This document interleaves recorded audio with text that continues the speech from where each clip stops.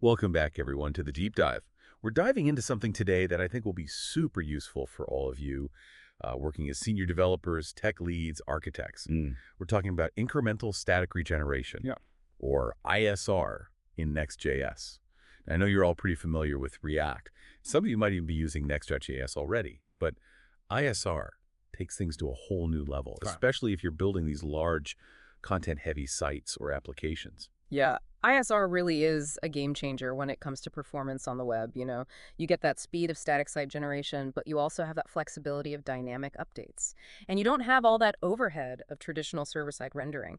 So, I mean, for those of you that are really trying to deliver those, blazing fast web experiences, this is something that's going to really change the way you think about building websites. So I'm really curious about how ISR actually manages to pull this off. Because, Yeah. I mean, how can you have a static page that updates dynamically? It feels like a paradox. Right, right. It's a bit of a mind bender. It's like a Mm. clever combination of pre-rendering and background updates. So let's imagine you've got a blog with, I don't know, hundreds of articles.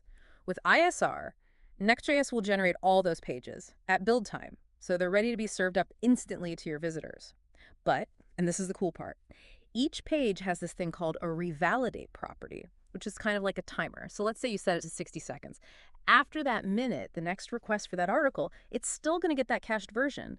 But in the background, Next.js will fetch the latest content, regenerate the page, and update that cache seamlessly. So from a user's point of view, they're always getting the most up-to-date content without even realizing it. It's like Yeah. there's a whole team of invisible robots constantly refreshing those pages in the background. But what happens if, I need to push an update like right now? Do I have to wait for that 60-second window to expire? That is a great question, and that is exactly where on-demand revalidation comes in. So, imagine you're pushing some critical update to your e-commerce site, maybe a pricing change or a flash sale, something like that. You don't want to be stuck waiting for the next revalidation cycle. On-demand revalidation lets you trigger that refresh immediately. Okay, so this on-demand revalidation, it sounds like it gives you a lot of control over when content gets updated. Yeah. I'm curious about how it works from a kind of a technical standpoint. How do you actually make that happen? Right, so it all centers around this function called rest.revalidate. You can call this function from an API route, and it basically tells Next.js, hey, go regenerate this page right now. So let's stick with that e-commerce example. Let's say you've got an API route that updates product inventory. When that route gets called, you use rest.revalidate to immediately refresh the corresponding product page. So you wouldn't have to wait for the regular revalidation cycle. Users would see that updated inventory instantly. It's pretty awesome. It's a huge win, I think, for keeping data accurate, making sure that your users trust what they're seeing. But I'm wondering, are there any security considerations that we need to keep in mind with this approach? How do you prevent unauthorized updates from triggering that revalidation? Oh, that's absolutely critical. Security is always top of mind. Typically, what you would do is secure your API route with a secret token, and this ensures that only authorized requests can trigger that revalidation process, and that helps prevent any kind of malicious attempts to manipulate your content. Yeah, that makes a lot of sense. So you're getting that speed benefit of static generation, but you also have that dynamic control and the security that you need. It really does feel like the best of both worlds, especially for complex applications.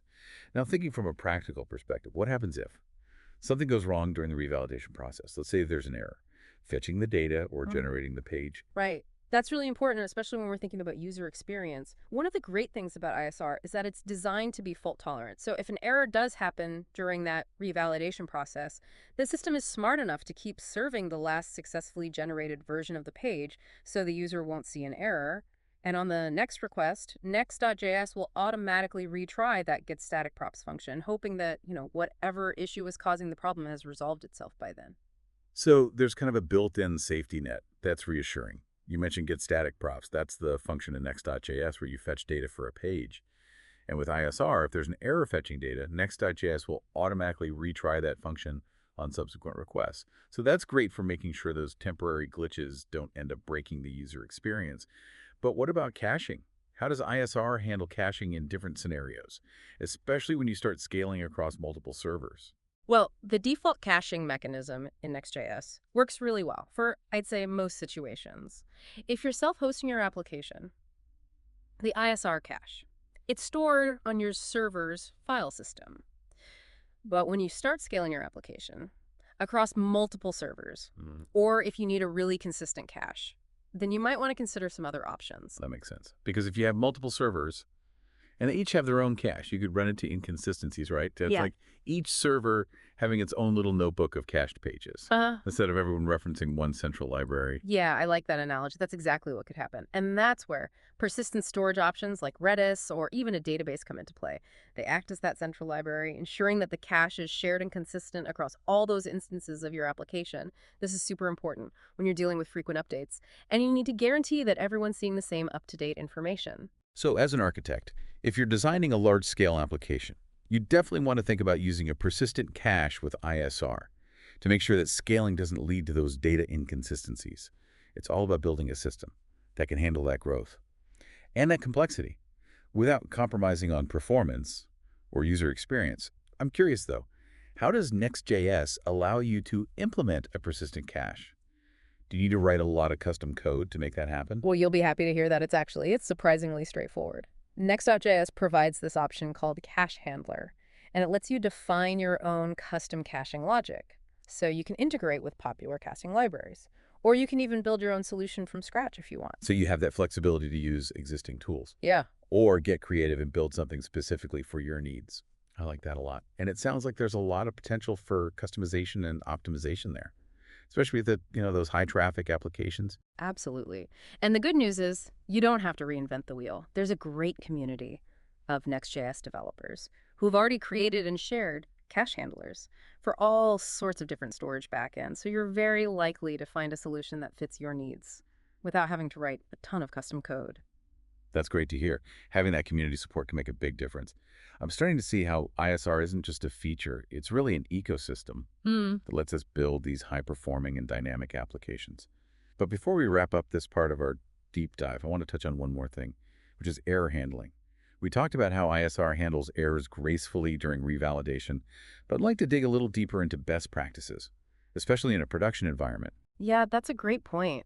Error handling is something we can never overlook, especially when we're dealing with these mission-critical applications. Because even with the best designed systems, things can and do go wrong, and we need to make sure we're prepared for that. And as senior developers, tech leads, you guys know that, unforeseen issues can always pop up. And when they do, we need to make sure they are handled gracefully without impacting our users. Exactly. We don't want them to see, you know, some cryptic error message, or even worse, a blank screen. So how can we ensure things are running smoothly, even when there are hiccups behind the scenes? Well, the first line of defense, like we talked about, is Next.js's built-in resilience. So if an error happens during that revalidation process, the system will just keep serving that last successfully generated version of the page. Okay, so that's a good starting point to make sure that users aren't affected by those temporary issues. But how about actually addressing the error itself? How do we prevent it from happening again? Right. That's where robust error logging and monitoring come in. You want to capture detailed information about any errors that occurred during revalidation, things like the stack trace, relevant request parameters, any kind of contextual information that can help you pinpoint the root cause. It sounds like we're not just letting Next.js handle things silently in the background. We're actually proactively tracking and investigating these errors to really understand why they're happening. Right. What are some of the tools or techniques that we can use for this? Yeah, you have a bunch of different options depending on your infrastructure and preferences, of course. You could integrate with a dedicated error tracking service like Sentry or Rollbar. These services provide really robust error reporting and analysis capabilities. Or you could build your own logging system using tools like Elasticsearch and Kibana. Okay, so we have the flexibility to either leverage these existing services or build a custom solution that's tailored to our specific needs. But regardless of which path we choose, the key takeaway here is to have a system that can capture that detailed error information, aggregate and analyze those errors to identify patterns, and alert us quickly when critical errors occur. Exactly, exactly. Once you've got that system in place, you can start digging deeper into the root causes of these errors. Are they related to network issues, data inconsistencies, or maybe even bugs in your code? Understanding the underlying problem is really the key to fixing it and preventing similar issues from popping up in the future. It's a shift from just reacting to errors to proactively preventing them from happening in the first place. And I think that's a critical mindset for anyone building and maintaining production systems that need to be reliable and performant. Are there any other practical tips for error handling with ISR that we should keep in mind? Yeah, I always recommend a couple of things. First, consider using a circuit breaker pattern. So if you're seeing repeated errors during revalidation, a circuit breaker can temporarily stop attempts to regenerate that page, which helps prevent a cascade of errors that could potentially overwhelm your system. Second, make sure that your error handling logic is well tested and that it covers a wide range of scenarios, like network timeouts, data validation errors, and any kind of unexpected exceptions. Those are some great points. It seems like building robust and resilient systems is as much about handling errors gracefully as it is about preventing them in the first place. Absolutely. It's all about anticipating those potential issues and having mechanisms in place to mitigate them. This leads us nicely into our next topic, which is troubleshooting and debugging ISR in Next.js. We talked about handling errors gracefully, but what about when things just aren't working as expected, and we need to figure out why? That's where our detective skills come in. Troubleshooting ISR can sometimes feel like you're solving a puzzle. But luckily, Next.js gives us some pretty handy tools and techniques that can help us with our investigation. Okay, so let's talk about that debugging toolkit. What are some of the first things we should check when we suspect that ISR might not be working as we intended? One of the most valuable tools you have is the browser's network tab. It gives you a detailed view of all the requests made by your application, including those related to ISR. You can examine the headers, response codes, timing information to understand how pages are being fetched and cached. So if we expect a page to be served from the cache, but we see a fresh request being made to the server, that's a pretty clear sign that something might be off. What other insights can we gather from the network tab? You can look for specific headers that Next.js adds to ISR responses, like the X for cell cache header. This header tells you whether the page was served from the cache, or if it was generated on demand. So if you see HIT in this header, you know that the page came from the cache. If you see miss it was generated on demand. So we can actually verify if ISR is working as expected, just by looking at those headers. That's super useful. But what if we need even more granular information about what's happening during revalidation? Well, in that case, logging is your best friend. Like we mentioned earlier, Next.js lets you configure really detailed logging for ISR events. Enabling this logging lets you see exactly when pages are being revalidated, whether those revalidations were successful, and if there were any errors during that process. Having that behind-the-scenes view of the revalidation lifecycle is incredibly valuable for troubleshooting. Where does all this logging information go, and how can we access it? The logging output typically goes to your server console, but you can configure it to be sent to a file or even a remote logging service. This can help you centralize your logs and analyze them more effectively. It's great that we have that flexibility, but what about the content of the logs themselves? What kind of information should we be looking for? You'll usually find entries that tell you when a revalidation request was received, the path of the page being revalidated, the outcome, whether it was successful or not, and how long the whole process took, and if there was an error. You'll see details about that error too, including the stack trace. That's a lot of information. By carefully analyzing these logs, we can start to identify patterns, spot potential bottlenecks, and really get a good understanding of how ISR is behaving in our application. Are there any other debugging techniques we should be aware of? Yeah, a couple more. One technique is to use a debugger to actually step through the code. During the revalidation process, this allows you to examine variables, inspect the call stack, and really understand the flow of execution in detail. Another approach is to use a network proxy tool, like Charles Proxy or Fiddler, to intercept and analyze the requests made by your application. This can be really helpful for debugging caching issues, or understanding how data is being fetched from those external APIs. Those are some powerful techniques. It sounds like we have a well-stocked debugging toolbox for tackling those ISR challenges. But even with all these tools, debugging can sometimes be pretty time-consuming. Do you have any tips for making it more efficient and less frustrating? Absolutely. One tip is to start with a clear hypothesis about what might be causing the issue. This will help you focus your debugging efforts and avoid going down unnecessary rabbit holes.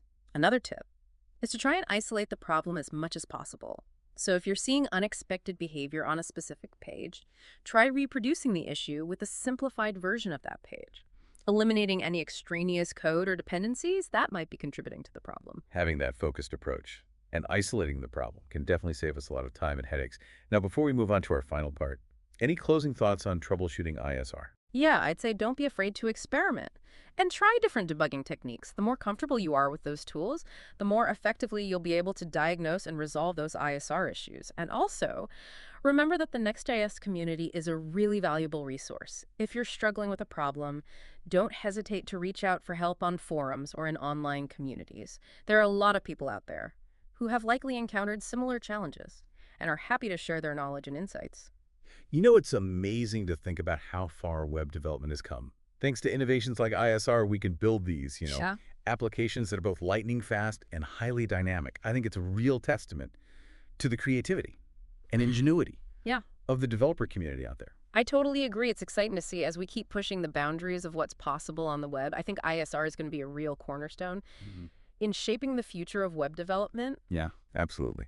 Now, before we wrap up this deep dive, I want to circle back to something you mentioned earlier about leveraging on-demand revalidation to create these dynamic user experiences. I'm sure our listeners are already thinking about how they can apply this in their projects. Do you have any specific examples of how on-demand revalidation can be used in creative and innovative ways? Yeah, absolutely. So let's say you're building an e-commerce application. You could use on-demand revalidation to instantly update product pages whenever inventory levels change. This makes sure that your users are always seeing the most up-to-date information, which is, critical for a smooth and trustworthy shopping experience. That's a great example. It brings that Yeah. immediacy of a live application to a statically generated website. Mm. What other scenarios come to mind? Well, think about a social media platform. You could use on-demand revalidation to refresh user profiles and news feeds in real time as new posts or interactions occur. As we wrap up our deep dive into incremental static regeneration in Next.js, I want to leave our listeners with this. Don't be afraid to push the boundaries. Experiment. Explore the full potential of ISR. It's an incredibly powerful tool, and it can really help you build those exceptional web experiences. Embrace the power of ISR. Let your creativity flourish. And remember, if you want to keep exploring these cutting-edge web development techniques and stay ahead of the curve, make sure to subscribe to the Pragmatic Reviews YouTube channel. We have tons of in-depth deep dives into these technical topics, and we're passionate about sharing knowledge and helping you level up your skills as developers. And we always love connecting with fellow developers, so please hit that like button. Leave your questions and insights in the comments below. Let's keep this conversation going and learn from each other. Thanks for joining us on this deep dive. Until next time.